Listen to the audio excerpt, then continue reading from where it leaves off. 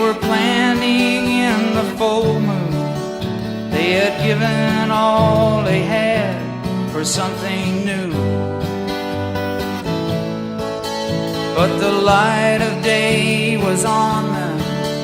They could see the thrashers coming, and the water shone like diamonds in the dew. And I was just getting up, hit the road before it's light, trying to catch an hour on the sun, when I saw those thrashers rolling by, looking more than 2 lanes wide.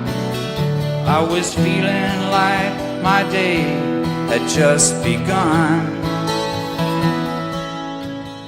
Where the eagle glides descending, there's an ancient river bending through the timeless gorge of changes, where sleeplessness awaits. I searched out my companions who were lost in crystal canyons, when the aimless blade of science slashed the pearly gates. It was then that I knew I'd had enough, burned my credit card for fuel,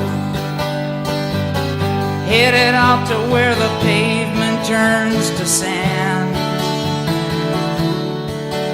with the one-way ticket to the land of truth and my suitcase in my hand. How I lost my friends, I still don't understand. They had the best selection, they were poisoned with protection. There was nothing that they needed, nothing left to find. They were lost in rock formations, or became park bench mutations. On the sidewalks and in the stations, they were waiting. So I got bored and left them there. They were just dead weight to me.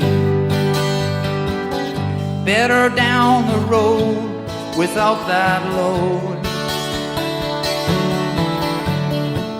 Brings back the time when I was 8 or 9. I was watching my mama's TV.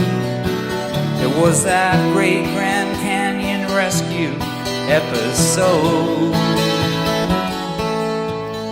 where the vulture glides descending on an asphalt highway, bending through libraries and museums, galaxies and stars, down the windy halls of friendship, to the rose clip by the bullwhip. The motel of lost companions waits with heated pool and bar. But me, I'm not stopping there, got my own road left to hold. Just another line in the field of time. When the thrasher comes, I'll be stuck in the sun like the dinosaurs in shrines.